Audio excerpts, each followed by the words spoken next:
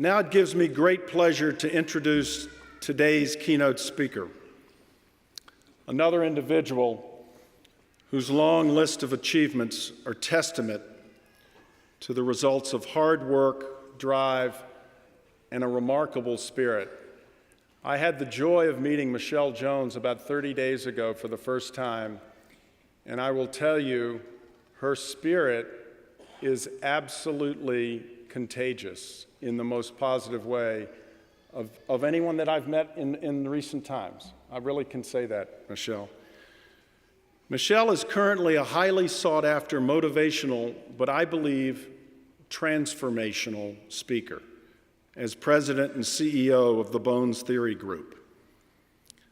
Michele held several key federal government positions after being appointed by the Obama administration as a member of the Senior Executive Service. Michele is a career soldier with 25 years of active and reserve service, achieving multiple firsts during that time. The first woman to be selected as class president at the U.S. Army Sergeants Major Academy. The first woman to reach the position of Command Sergeant Major of the U.S. Army Reserve.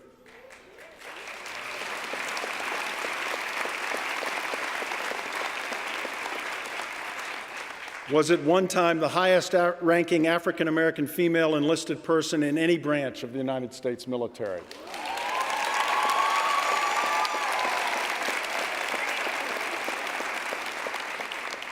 And prior to her retirement, she held the highest non-commissioned officer position of any woman in the Army.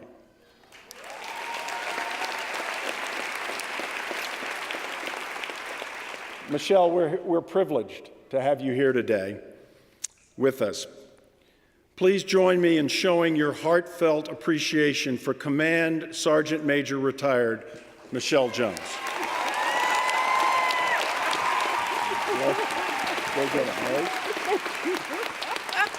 Wow. Wow.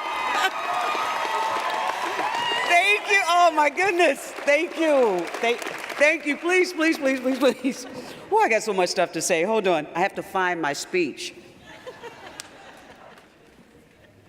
There we go. How you doing? Excited? Whoa, I heard a whoa, Army whoa there. If you're not in the Army, you may not understand the whoa. But if you are in any other service, you understand Army whoa. But all the services. First of all, thank you so very much for the very kind introduction. Admittedly, it is really embarrassing having someone talk about you and say nice things about you, and then the bar of expectation is raised high.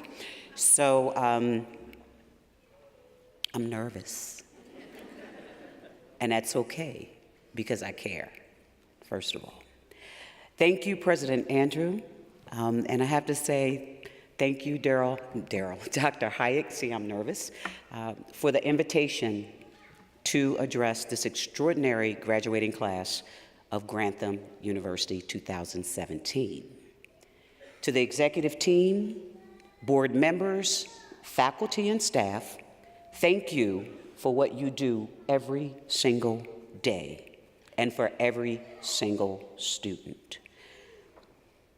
And for the distinct honor of listening to yet another commencement speaker, so I thank you for that. Good afternoon. Oh, wait a minute. Okay. Now, I'm going to try that again. I'm going to turn around.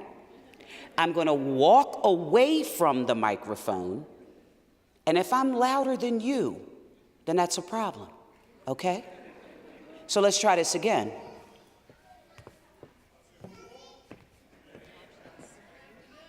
Good afternoon. Thank you very much. Man, I've got to stand up and yell. Thank you.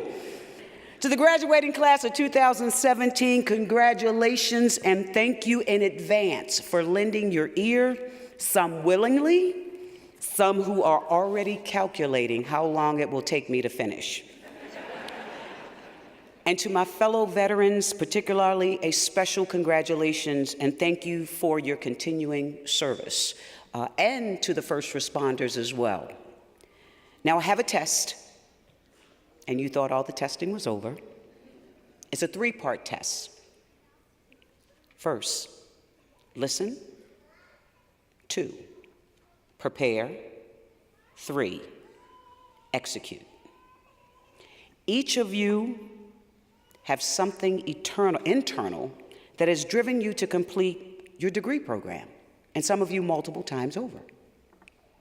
Conversely, each of you has had someone, be it parents, family, partner, cousin, children, coworker, or BFF, that have supported you in this journey. So, on the count of 3, you're going to stand up, you're going to turn around, and you're going to say thank you and applaud them. So can we do that? So here we go. See if you can follow in there. They're getting ready. I like this. Look at that. No. Now see, you're turning around already. 1, 2, 3.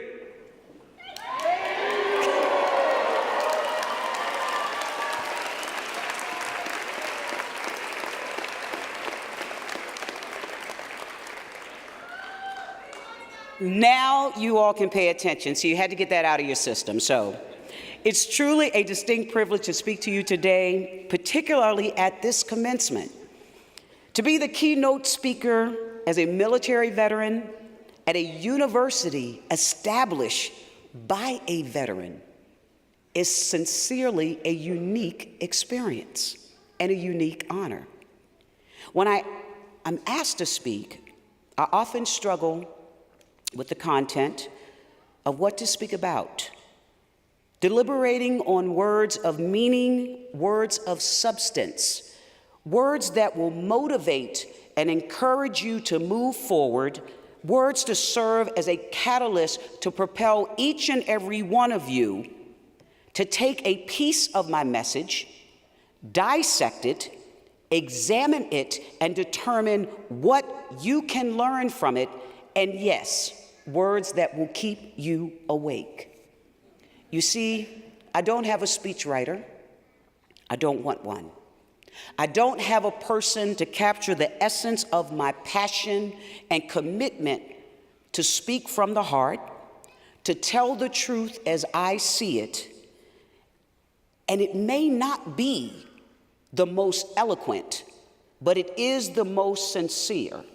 So sit back, relax, and know what I'm about to say is truly from the heart. Now, I want to warn you, if I see you dozing, sleeping, I will run down these steps in my 4-inch heels and wake you up. So be prepared. I'm just warning, okay? That's the sergeant major in me. Huh? Each one of you that are graduating, you have an expectation of what this degree means, how it will serve to fulfill professional success. For some, it's a completion of a lifelong goal, and for others, as an example for those that you love.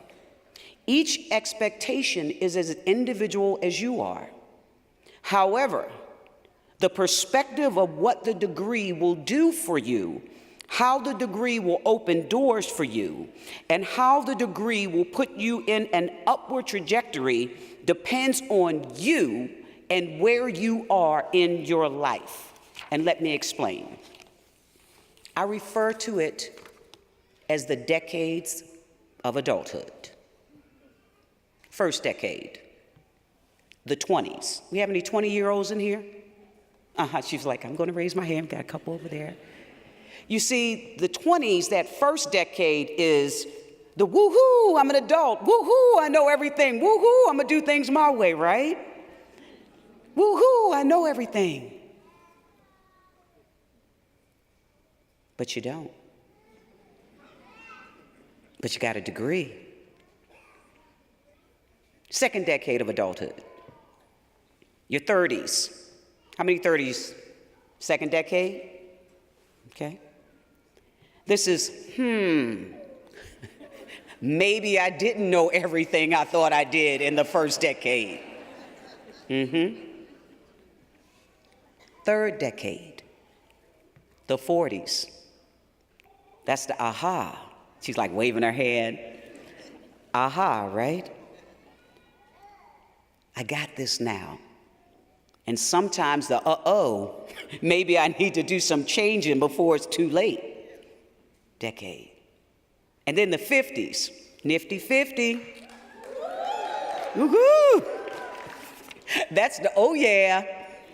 I'm close to retirement, not quite.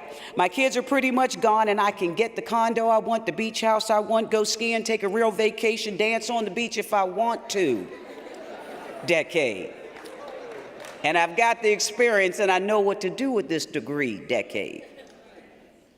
And then you got the 60s. Anybody out there? That fifth decade? All right. Who cares? When you're 60, you're like, who cares? Right? You out there, you know too. And then you got the 70s.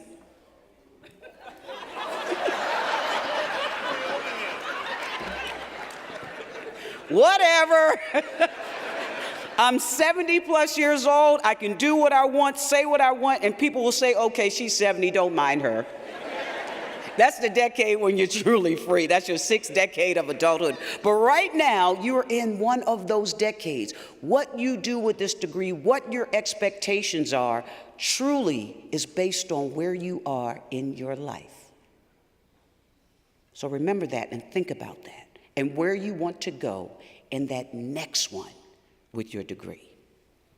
Each decade is different. From individual experiences, opportunities, responsibility, flexibility, and even risk-taking.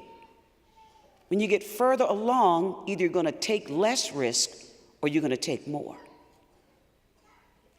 The decades of adulthood oftentimes determine how people will see you in your workspace, how people receive your ideas, how much they include or exclude you in the workplace.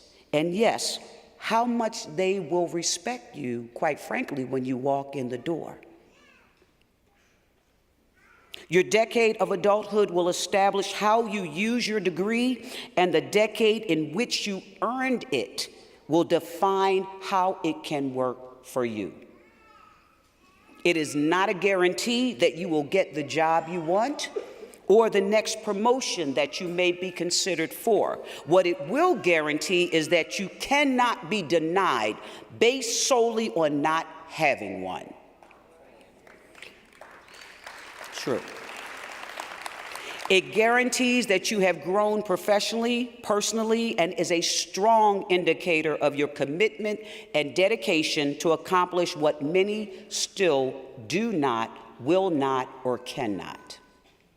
The door has opened for new opportunities previously closed to you, but don't be consumed by the title on the door.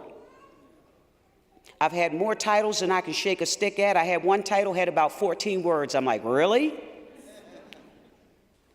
The title that I like the most is Command Sergeant Major, retired.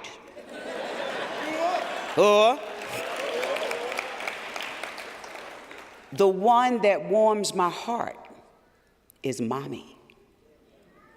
But the one that I am most proud of is Veteran. Don't be consumed by the title.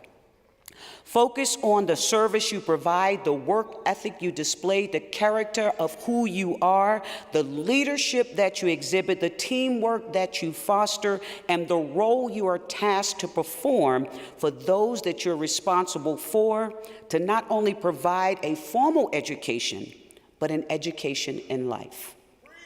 Thank you. So, you may ask, how do you do that? How do you do it? And I'll share with you my theory. It's my life theory, it's my leadership theory, it's my philosophy, and everything that I do is the name of my company, and it's called The Bones Theory.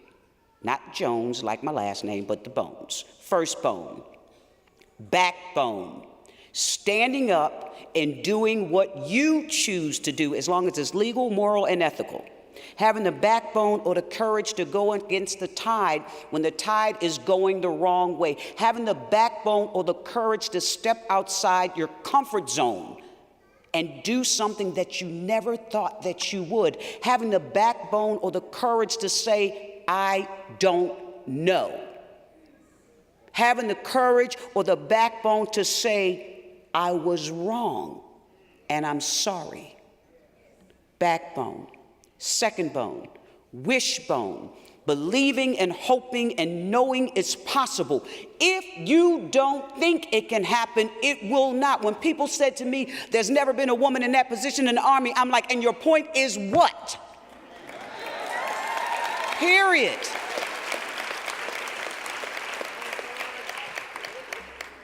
Believing and knowing and hoping. How many of you, and this is audience participation too, how many of you said that I'm going to lose 10 pounds by my class reunion or by vacation or whatever? Raise your hand.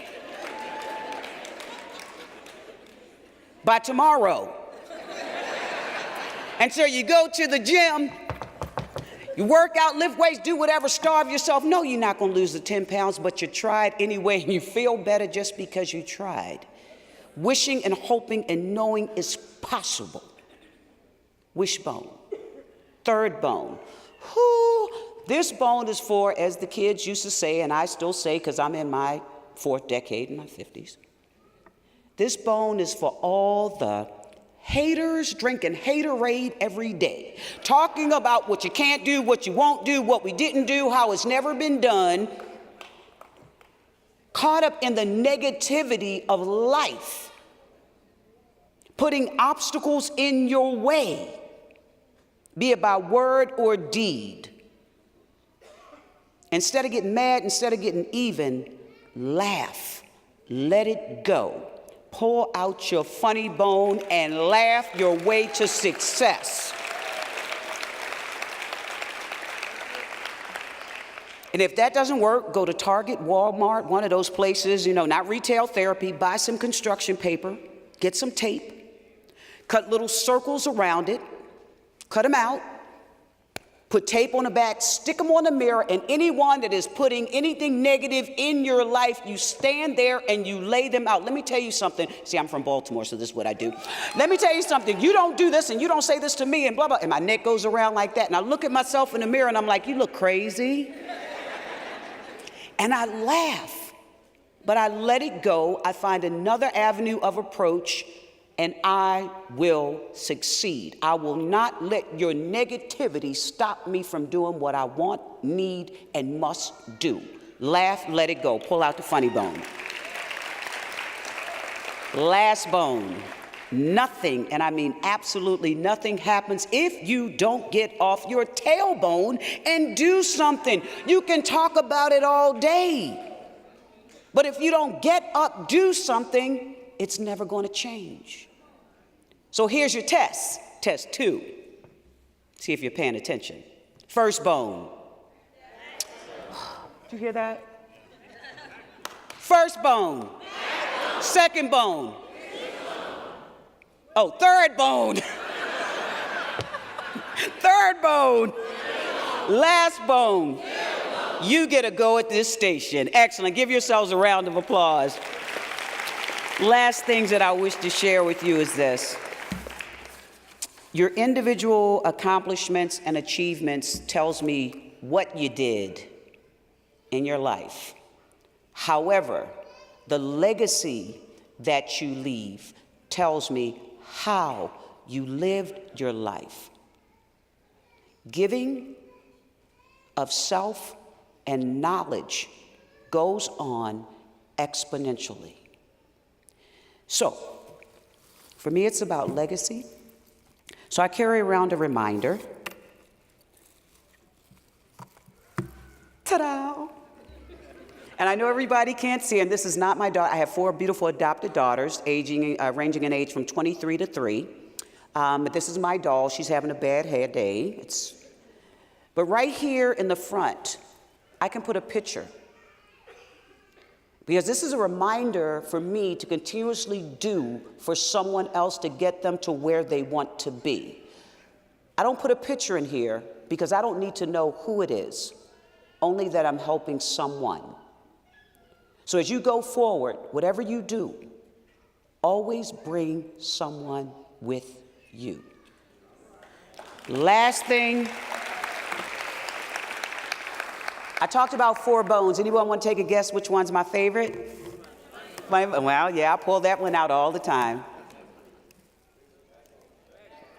Someone up there. Who said wishbone? Give them a round of applause because I can't see because the light is in my eye. Wishbone is my favorite. So in order to make a wish, what do you have to have? Don't say a bone. A dream. A wand.